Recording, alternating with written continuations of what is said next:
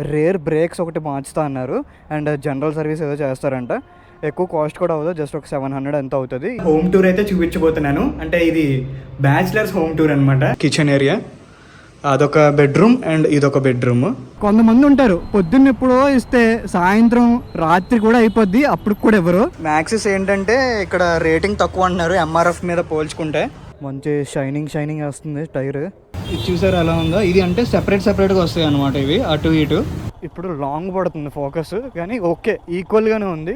ఇది yellow light, ఇది చూడండి ఎలా పడుతుందో. ఇది నియర్ పడుతుంది, వైట్ లైట్ ఏమో లాంగ్ పడుతుంది. హాయ్ ఫ్రెండ్స్, నమస్తే. This is Chakradhar Bezawada, back with an another interesting vlog. Just ఇంటి దగ్గర నుండి బయలుదేరాను. లాస్ట్ వ్లాగ్లో ఆల్రెడీ చెప్పాను కదా, బైక్ అయితే అసలు చూడడానికి కూడా చాలా చిరాకుగా ఉంది. మీకు వన్స్ ఇప్పుడు సర్వీస్ సెంటర్కి వెళ్తున్నాను, వెళ్ళిన తర్వాత క్లియర్గా చూపిస్తాను ఎలా ఉందనేది. ఫస్ట్ టైం ఇస్తున్నాను నేను ఇక్కడ యాక్చువల్గా సర్వీస్కి. వీల్ అలైన్మెంట్ ఒకటైతే చేయించొద్దు అని చెప్పాను. రేర్ బ్రేక్స్ ఒకటి మార్చుతా అన్నారు అండ్ జనరల్ సర్వీస్ ఏదో చేస్తారంట. ఎక్కువ కాస్ట్ కూడా అవ్వదు, జస్ట్ ఒక 700 ఎంత అవుతుంది. ఇది మన 4th సర్వీస్, అంటే 15,000 సర్వీస్ అనమాట ఇది. సో ఇంకా ఇక్కడ నుండి నేను ఇప్పుడైతే యూబర్కి వెళ్ళిపోతాను. ఇంకా రూమ్కి వెళ్ళిన తర్వాత వ్లాగ్ కంటిన్యూ చేస్తాను. ఓకే, రూమ్కి కూడా రిటర్న్ అయితే వచ్చేసాను. అండ్ ఇప్పుడు మీకు జస్ట్ అలాగా హోమ్ టూర్ అయితే చూపించబోతున్నాను. అంటే ఇది బ్యాచిలర్స్ హోమ్ టూర్ అనమాట. ఆల్రెడీ మీకు చాలామందికి తెలుసు, నేను రీసెంట్గా 1 month అవుతుంది మా ఫ్రెండ్ వాళ్ళ రూమ్కి అయితే నేను వచ్చేసాను హాస్టల్ నుండి. అంత ఆర్గనైజ్డ్గా అయితే ఏమి ఉండదు, జస్ట్ అలా పైన చూపించేస్తాను మీకైతే రూమ్ మొత్తం. ఇది వచ్చేసి నా రూమ్ అండ్ ఇంకొక ఫ్రెండ్ రూమ్ అనమాట. ఇది ఇక్కడ నా స్టడీ టేబుల్ పెట్టాను అండ్ కిందన బెడ్ వేసుకున్నాను. మా ఫ్రెండ్ ప్రెజెంట్ ఇప్పుడు ఊరు వెళ్ళాడు కాబట్టి ఇంకా అతనిది లేదు బెడ్. అండ్ ఇప్పుడు చూడండి బయట సిచ్యువేషన్ ఎంత ఘోరంగా ఉందంటే ఎండ. ఇంకొక 10-15 days అయితే ఇంకా వేడిగాలి కూడా స్టార్ట్ అయిపోద్ది, అంత ఘోరంగా ఉంది. అండ్ ఈ యొక్క విండో తీస్తే ఫుల్ దుమ్ము అనమాట. ఇక్కడ చాలా దుమ్ము ఎక్కువ ఈ ఏరియా దగ్గర. సో అందుకని నేను ఈ విండోస్ ఓపెన్ చేయను, చాలా తక్కువ, రేర్గా ఓపెన్ చేస్తాను. ఇక్కడ ఒక కూలర్ రీసెంట్గా తెప్పించాము, ఇప్పుడు సమ్మర్ కదా సో అందుకని చెప్పి. అండ్ ఇది ఒక బెడ్రూమ్ అండ్ ఇక్కడేమో వాష్రూమ్ అనమాట. ఇది మొత్తం హాల్. బయట ఒకసారి చూపిస్తాను మీకు. ఇది మెయిన్ ఎంట్రన్స్, ఇక్కడ లిఫ్ట్ అండ్ ఇక్కడ చెప్పుల స్టాండ్. కిచెన్ ఏరియా, అదొక బెడ్రూమ్ అండ్ ఇదొక బెడ్రూమ్. సో అండ్ ఇది అటాచ్డ్ బాత్రూమ్ అనమాట. ఇక్కడ ఒక ఫ్రెండ్ ఉంటున్నాడు. యాక్చువల్గా మేము ముగ్గురం ఉంటున్నాం కదా, ఇక్కడ ఒక అతను ఉంటున్నాడు, అక్కడ మేమిద్దరం అయితే ఉంటున్నాము. అండ్ ఇదే హాల్ కూడా పెద్దదే. ఇక్కడ పార్టీషన్ చేపించేస్తే కర్టన్ వేసి అప్పుడు హాల్ కొద్దిగా చిన్నగా అనిపిస్తుంది.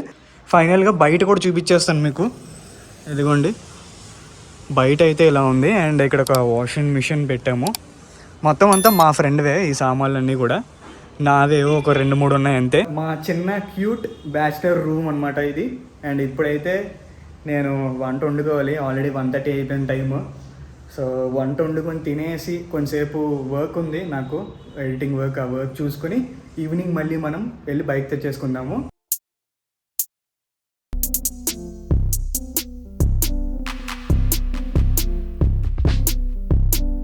సర్వీస్ కూడా అయిపోయింది.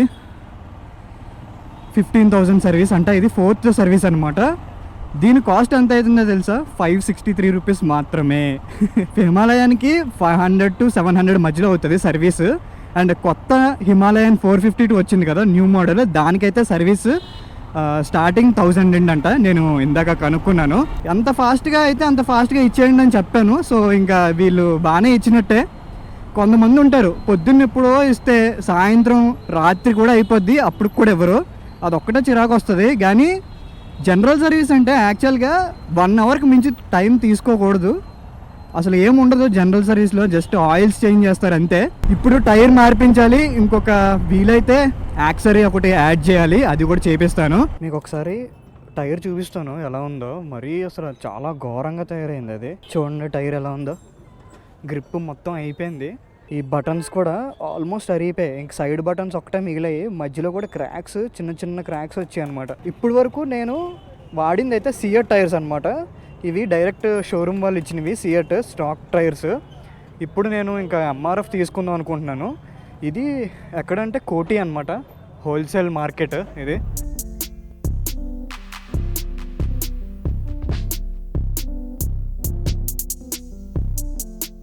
ఆఫ్ రోడ్కి వెళ్ళి పూరా ఆఫ్ రోడ్. సో ఇది వచ్చేసి మ్యాక్సిస్ అనమాట. యాక్చువల్గా నేను ఫస్ట్ ప్రిఫరెన్స్ మ్యాక్సిస్కి ఇద్దాం అనుకున్నాను, కానీ మ్యాక్సిస్ ఏంటంటే ఇక్కడ రేటింగ్ తక్కువ అంటున్నారు ఎంఆర్ఎఫ్ మీద పోల్చుకుంటే. ఇదిగోండి మ్యాక్స్ ఫ్లోర్. సో అందుకనే నేను ఎంఆర్ఎఫ్కి వెళ్తున్నాను. బై ఎక్బర్ సిఎట్ బి దేకావనా. మన ఫాలోవర్స్లో కూడా హిమాలయన్ ఉంది, సో వాళ్ళకి యూజ్ అవుతుందని చూపిస్తున్నాను మెయిన్గా ఈ వీడియో అయితే.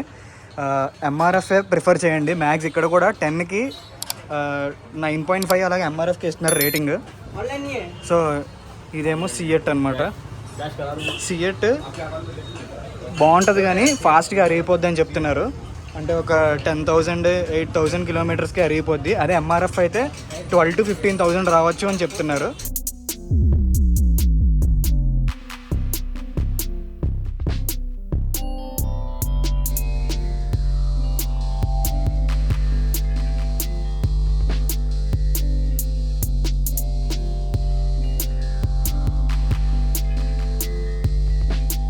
మంచి షైనింగ్ వస్తుంది టైర్. కోటి వస్తే ఏంటంటే ఓకే అన్న, కోటి వస్తే ఏంటంటే మొత్తం అన్నీ ఒక దగ్గర దొరికేస్తాయి యాక్సరీస్. ఇక్కడేమో హోల్సేల్ షాప్ ఉంది, అక్కడేమో మనకి మొత్తం అన్ని యాక్సరీ షాప్స్ ఉంటాయి. బైక్ సంబంధించినవే కాదు, ఆటో యాక్సరీస్, కార్ యాక్సరీస్కి అన్నీ దొరికేస్తాయి ఇక్కడ. జాయ్ యాక్సరీస్ దగ్గర ఉన్నాను అనమాట. నేను యాక్చువల్గా ఈ ఫాగ్ లైట్ ఉంది కదా, ఈ ఫాగ్ లైట్ మార్పిద్దామని చెప్పి నేను ఎప్పటి నుండో అనుకుంటున్నాను. ఎందుకంటే ఇది మనం ఢిల్లీ వెళ్ళినప్పుడు ఒక సైడ్ పోయింది, ఇంకో సైడే పనిచేస్తుంది అనమాట. సో అందుకనే నేను ఇప్పుడు ఆప్షన్స్ చూస్తున్నాను. నాకైతే ఒక 2 ఆప్షన్స్ ఉన్నాయి. ఇది చూసారు ఎలా ఉందో. ఇది అంటే సెపరేట్గా వస్తాయి అనమాట ఇవి, అటు ఇటు. ఇది ఒకటి ఉందన్నమాట. ఇది కూడా హెచ్జేజీఏ ఇది. దీనిలో ఏంటంటే 3 ల్యాంప్ వస్తాయి, వైట్ ఎల్లో 20 వెరైటీస్ వస్తాయి అంట. దీనిలో అలా రాదంట.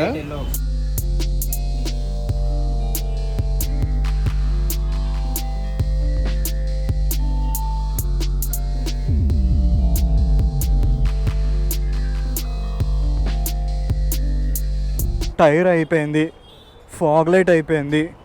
వెళ్ళే దారిలో మీకు చూపిస్తాను ఫాగ్ లైట్. టైం అయితే 6:45 అయిపోయింది. 2 hours పట్టింది ఇక్కడ. పాత ఫాగ్ లైట్ మొత్తం వైరింగ్ అంతా తీపిచ్చేసి స్విచ్తో సహా మొత్తం అంతా నేనే తీసేసుకున్నాను, నా బ్యాగ్లో పెట్టుకుని ఇప్పుడు బయలుదేరిపోయాను మళ్ళీ ఇంటికి. సో బైకింగ్ కాస్ట్లీ అని ఎందుకని చెప్తున్నానంటే, పొద్దునండి సపోజ్ ఎగ్జాంపుల్ తీసుకోండి, నా సర్వీస్కి ఒక 563 రూపీస్, అది కొద్దిగా తక్కువే ఓకే. అండ్ తర్వాత వచ్చేసరికి మన రేర్ టైర్ మార్చాం కదా, అది 4,000 రూపీస్. ఫాగ్ లైట్ మార్పించాను, ఇది వచ్చి ఒక 3,000 రూపీస్. పొద్దున్నండి ఒక 7,500 రూపీస్ జస్ట్ బైక్ మీద స్పెండ్ చేశాను నేను ఇవాళ. అంటే ఇదేమీ ఎక్కువని కాదు, ఇది బేసిక్ నీడ్ అనమాట మనకి. బైక్ ఇలా లేకపోతే ఇంకా కదలదు. ఇవి కంపల్సరీ కావాల్సినవి, జస్టిఫికేషన్ ఉండాలి దేనికైనా. అంటే కొందరు అనవసరమైనవి అన్నీ తీసుకుంటూ ఉంటారు, బైక్కి అసలు అవి నీడ్ కాదు అయినా కూడా తీసుకుంటారు. సో అందుకని చెప్తున్నాను. ఇంకా మనం అంతా సెట్ అయిపోయినట్టే, జస్ట్ రోడ్డు మీదకి ఎక్కడమే ఇంకా లేట్. అది కూడా సూన్ అవ్వబోతుంది. నేను డీటెయిల్స్ అవన్నీ అయితే ఏం చెప్పను, కానీ ఒక చిన్న క్లూ ఇస్తాను. ఆ క్లూ ఏంటంటే SIR అంతే, దానికి మించి ఇంకెక్కువ ఇవ్వను. అదేంటనేది ఎవరికైనా ఐడియా వస్తే కనుక కిందన కామెంట్ చేయండి. ఇంటి దగ్గర దాకా కూడా వచ్చేసాను. ఇప్పుడు నా ఫాగ్ లైట్స్ ఎలా పనిచేస్తున్నాయి అనేది చూపిస్తాను. మన బైక్ లైట్ అనమాట. దీని తర్వాత ఇప్పుడు ఒకసారి ఆన్ చేసి చూపిస్తాను. ఇదైతే వైట్ లైట్, చూడండి వైట్ లైట్ ఎలా పడుతుందో. ఎల్లో లైట్ చూపిస్తాను.